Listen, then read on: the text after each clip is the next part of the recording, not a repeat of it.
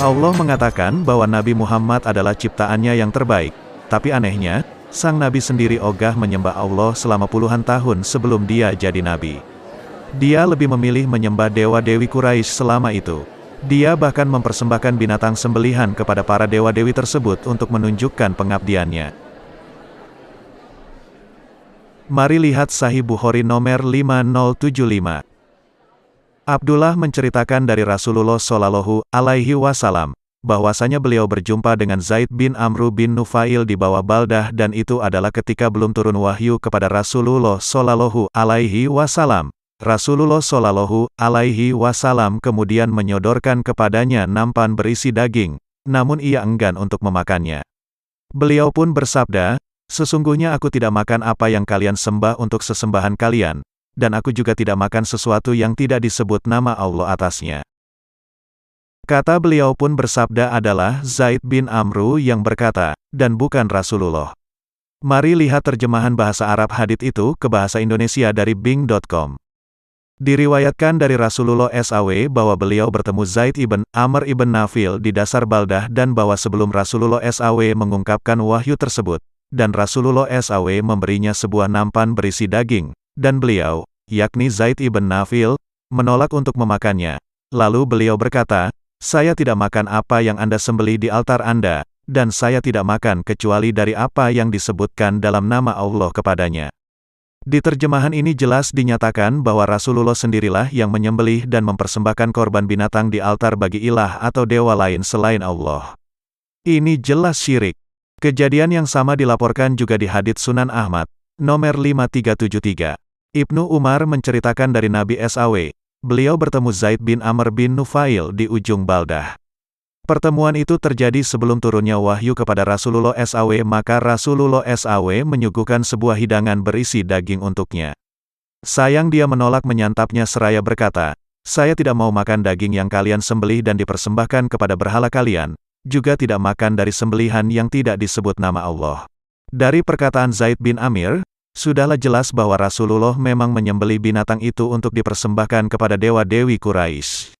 Kisah yang sama disampaikan dengan keterangan yang lebih terperinci di kitab Saraf al-Mustafa oleh Muhammad al-Harkushi, dikutip oleh F.E. Peters dalam bukunya, Muhammad and the Religion of Islam, halaman 126-127. Begini kisahnya. Suatu hari, Muhammad menyembelih seekor domba betina untuk dipersembahkan kepada salah satu dewa-dewi Quraisy. Anak angkatnya yang bernama Zaid ibn Haritha ada di situ bersamanya.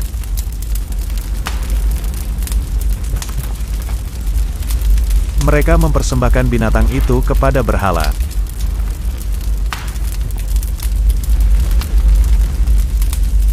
Setelah itu, dagingnya dipotong-potong dan dimasukkan ke dalam karung. Zaid, tolong angkut karungnya. Siap, Pak. Mereka berdua lalu pergi ke dataran tinggi di sekitar luar Mekah, di mana mereka bertemu dengan Zaid ibn Amr ibn Nufail. Masyarakat Quraisy memusuhinya karena dia meninggalkan agama mereka, sehingga Zaid ibn Amr memilih untuk menyendiri di dataran tinggi Mekah. Wahai putra Amr, mengapa sih engkau itu kok dibenci masyarakatmu sendiri? Ini terjadi bukan karena kesalahanku sehingga mereka benci, tapi aku menganggap mereka itu menyekutukan yang lain dengan Allah dan aku tak mau melakukan itu. Aku ingin menyembah Allah dari agama Ibrahim saja. Apakah engkau mau makanan, Paman? Ya.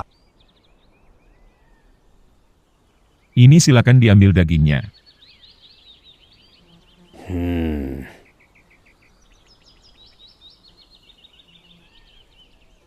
Kepada siapakah engkau mempersembahkan daging itu, wahai Muhammad? Kepada salah satu berhala. Aku tidak mau makan apapun yang disembelih bagi Tuhan yang bukan Allah. Berhala-berhala itu tidak bisa apapun, mereka tidak bisa melakukan yang baik atau buruk. Zaid bin Amir lalu mencela orang-orang Quraisy karena mengorbankan binatang pada berhala, katanya. Domba itu diciptakan oleh Allah, Dia mengirim hujan dari langit dan membuat tanaman tumbuh bagi domba di bumi. Tapi kau lalu menyembelih domba dalam nama ilah lain selain Allah, menyangkal semua itu dan menyembah berhala itu. Setelah itu mereka meninggalkan Zaid ibn Amir. Muhammad merasa sangat kecewa. Setelah kejadian itu, dengan pengetahuan itu, aku tak pernah lagi menyembah berhala mereka, aku juga tak pernah lagi mempersembahkan korban pada berhala-berhala itu, sampai Allah memberikan kehormatan bagiku sebagai Rasul-Nya. Di saat itu, Muhammad berusia 40 tahun. Keterangan berbagai hadits dengan jelas mengungkapkan bahwa dia menyembah dewa-dewi Quraisy selama 40 tahun di Mekah. Bahkan sekalipun telah menjadi Nabi Allah selama beberapa tahun, Muhammad tetap saja menyimpan patung-patung berhala di rumahnya. Begitulah menurut keterangan dari hadits Sunan Abu Daud, nomor 3627. Kejadian ini terjadi di Mekah, beberapa tahun setelah Muhammad menjadi Nabi Allah. Saat itu, wahyu ilahi tidak kunjung datang padanya. Dia merasa gelisah karena lamanya saat penantian.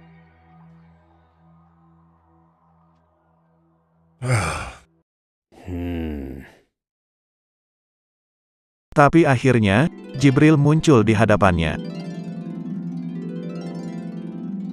Tadi malam aku datang untuk menemuimu, dan tidak ada yang menghalangiku untuk masuk kecuali patung yang ada di atas pintu.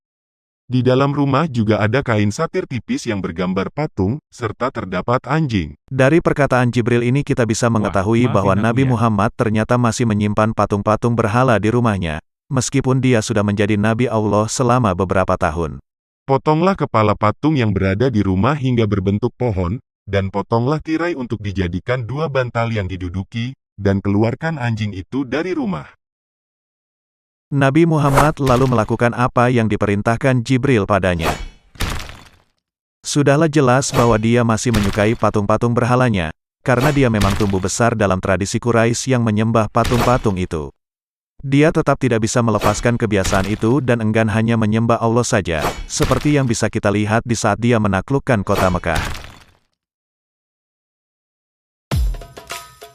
Di tahun 622 Masehi, Nabi Muhammad meninggalkan kota Mekah untuk hijrah ke Medina di saat dia berusia 52 tahun. 8 tahun kemudian, dia kembali ke Mekah untuk menaklukkannya. Saat itu dia sudah menjadi Nabi Allah selama 21 tahun. Kita tentu mengira bahwa dia sudah tidak lagi menyukai patung-patung berhala. Tapi ternyata tidak tuh. Ada suatu jenis gambar atau patung tertentu yang tetap dia junjung tinggi dan tak sanggup dia singkirkan. Di hari penaklukan Mekah, Nabi Muhammad masuk ke dalam ruangan Ka'bah.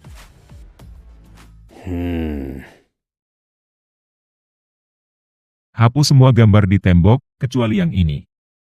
Baik, Rasulullah. Ibnu Ishaq di bukunya Sirat Rasul Allah, halaman 552, mengisahkan tentang kejadian ini. Rasulullah memerintahkan semua gambar dihapus kecuali gambar Yesus dan Maria. Keterangan yang sama juga terdapat di Siyar A'lam Al-Nubala, atau buku biografi orang-orang terhormat, volume 1, halaman 176, oleh Syams ad-Din ad-Dahabi. Daud berkata, lalu sebagian hijabah memberitahuku dari Musafa bin Saibah, bahwa sang Nabi SAW berkata, "Oh Syaibah, hapus setiap gambar kecuali yang ada di bawah tapak tanganku." Lalu dia mengangkat tangannya dari gambar Yesus, putra Maryam, dan ibunya. Lalu hadits berikutnya. Al-Azraqi berkata dari Said bin Salim, Yazid bin Ayad bin Jatbah mengatakan padaku dari Ibn Syihab, sang Nabi SAW memasuki Ka'bah dan di situ terdapat gambar para malaikat, dan dia melihat gambar Abraham dan dia berkata, "Semoga Allah memerangi mereka, karena menggambarkan Abraham sebagai orang tua yang memegang panah untuk meramal." Lalu dia melihat gambar Maria, maka diletakkannya tapak tangannya di atas gambar itu sambil berkata, "Hapus semuanya kecuali gambar Maria ini." Hadits berikut ini menjelaskan bahwa terdapat patung Bunda Maria dan bayi Yesus di dalam Ka'bah. Daud bin Abdul Rahman berkata dari Ibnu Jurais yang berkata bahwa Atta kembali setelah pergi beberapa saat dan berkata, Patung Yesus dan ibunya terdapat di bagian tengah pilar-pilar. Tokoh Atta yang disebut di hadits tersebut adalah Atta ibn Abi Rabah. Dia adalah muslim ahli hukum Islam yang terkemuka dan penyampai hadits yang dipercaya, dan juga menjabat sebagai mufti kota Mekah di akhir abad ke-7 dan awal abad ke-8 Masehi. Hadits berikut berasal dari Tarikh al-Islam al-Kabir atau Sejarah Islam, oleh Imam ad-Dahabi, volume 1, halaman 73. Para penyampai kisah di hadits ini adalah Ibn Juraij dan Atta ibn Abi Rabah, di masa setelah Nabi Muhammad meninggal dunia. Apakah kau mengatakan terdapat patung Maria dan Yesus di dalam Ka'bah? Ya, aku melihat patung Maria, dengan bayi Yesus duduk di pangkuannya. Terdapat 6 pilar dalam Ka'bah, dan patung Yesus dan Maria itu terletak dekat pilar di sebelah pintu.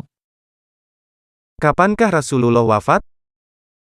Di masa terjadinya api di zaman Ibnu Al-Zubair. Maksudmu di zamannya Rasulullah? Aku tak tahu, tapi kupikir di zaman masa hidupnya Rasulullah.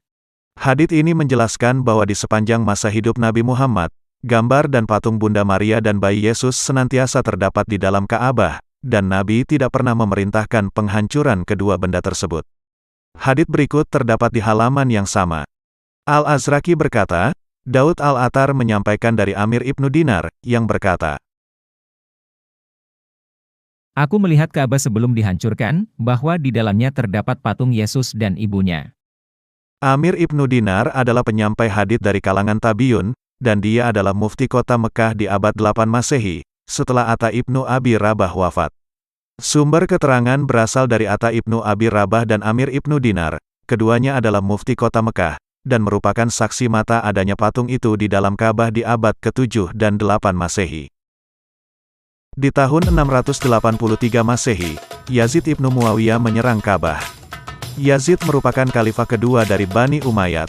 Pasukan Yazid mengepung kota Mekah dan membombardir kota itu dengan lontaran batu. Mereka lalu menghancurkan dan mengotori Ka'bah. Beberapa tahun kemudian, masyarakat Mekah membangun kembali Ka'bah yang baru.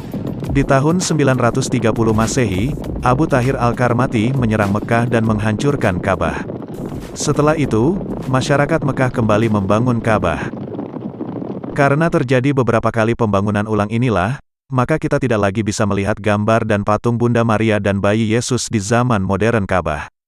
Tapi berdasarkan keterangan dari para mufti Mekah sendiri, kita tahu bahwa terdapat gambar dan patung itu di dalam Ka'bah, di sepanjang masa hidup Nabi Muhammad.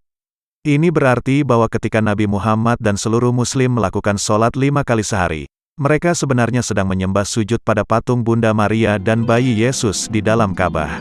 Nabi Muhammad menghancurkan 360 patung berhala di sekitar Ka'bah, tapi dia mendiamkan saja gambar dan patung Maria dan Yesus di dalam Ka'bah. Mengapa kok dia bersikap seperti itu? Apakah ini karena dia itu sebenarnya adalah seorang Kristen bidah?